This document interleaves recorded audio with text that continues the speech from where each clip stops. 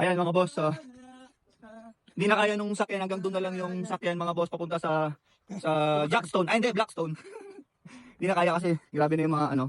Ito na, umpisa na yung alay lakad. Hey Alex, Up. alam ko na kung bakit go yung apelyido mo. Ano? Kasi always on the go. Let's go! Bro, parang mas napagod pa si Jimmy kasi sa atin. Grabe yung mga bato, ang lalaki. Ang lalaki ah.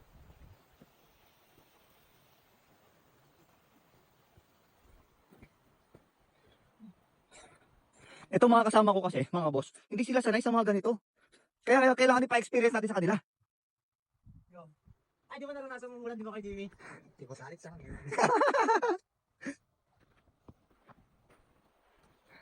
Hinahabol talaga tayo ng adventure. Sabi nila, di mo makapipendant mo eh. Grabe, di na talaga kaya oh. Tingnan mo yung mga bato. Wala na. Kalsada to guys ha, kalsada to. Pero yung mga bato, malalaki. Kaya wala, di na kaya. Kailangan ano na dito. Yung mga 4x4 na ang tawag doon, rock crawler.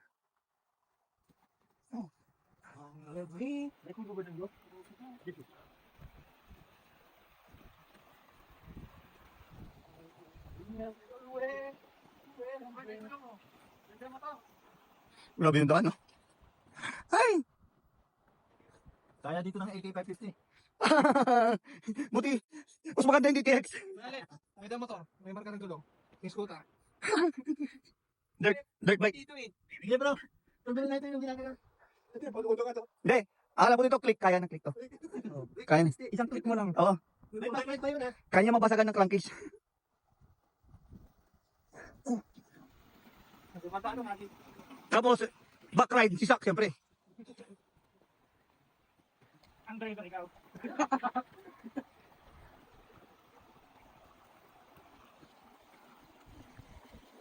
Grabe yung ano, yung tubig sa daanan. Sa kalsada. Ano sa paa mo? Dapat ginamit mo yung sa Merrell ko. Okay lang po. May ibang tayo lang, kapag mo.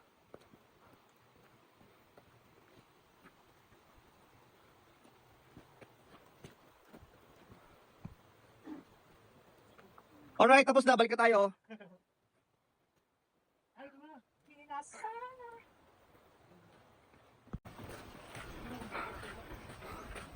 Grabe. Ang layo naman ng bahay ni Sak. Sak, saan na ba yung bahay mo dito? Ba't ang layo na? Malapit na? Ano ba to?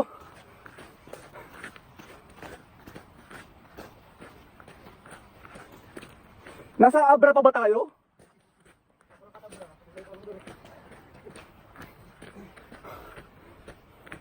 Alam mo ba kung bakit ko nilagay yung bahay ko dito? Oo, bakit? Para malaman ko kung sino yung mga kaibigan. Uy!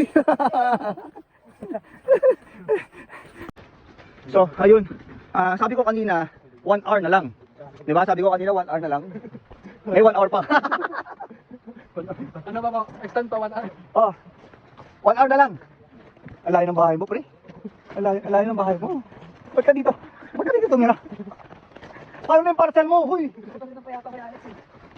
Yung par Salamat nga pala ha. Hindi sa mga nyaw dito eh. Uy! Sabay ko. Sabay ko. Yung parcel mo! Balikan natin na iwan! Grabe mo delivery ka ng parcel? Ganito. Pwede. Tapos ang order TV ano? 32 inches. Okay lang yun. At least malaki. Paano kung yung order ng lapis?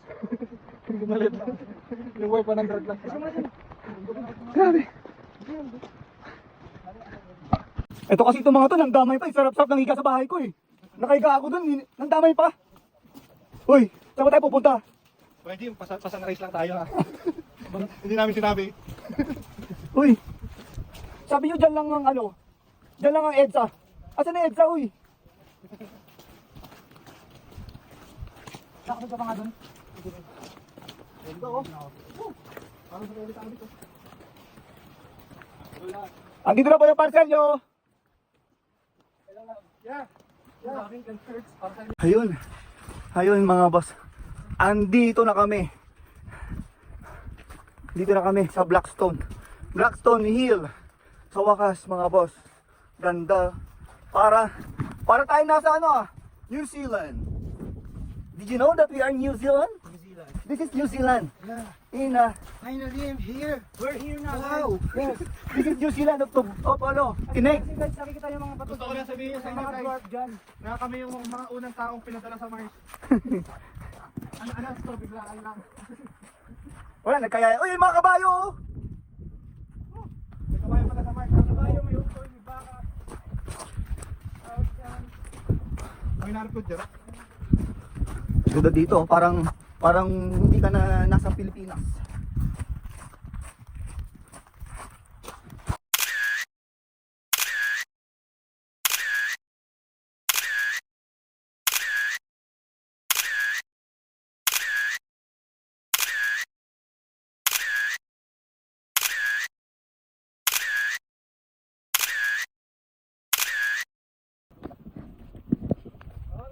Sa wakas, narating ko na ang Blackstone Hill dito sa Tineg, Abra, mga boss.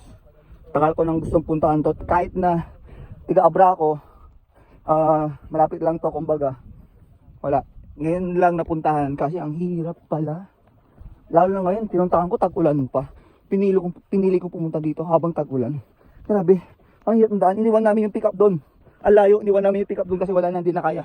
Naglakad na lang kami para lang makarating dito. Ayan, sa wakas, nandito na tayo mga boss sa Blackstone Hill. Ayan, maabon na.